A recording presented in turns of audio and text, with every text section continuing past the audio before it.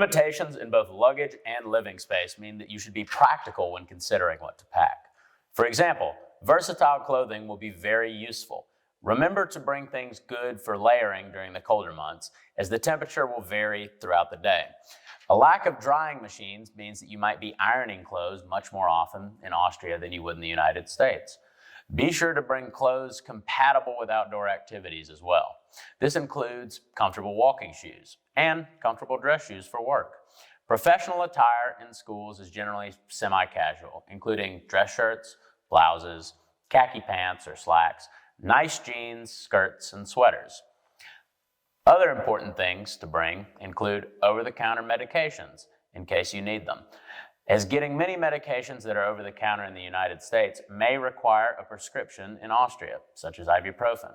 Past USTAs recommend bringing reference books, your favorite toiletries that might not be available in Austria, makeup because it could be more expensive, vitamins, contact lens supplies, a US cookbook, and US measuring cups and spoons.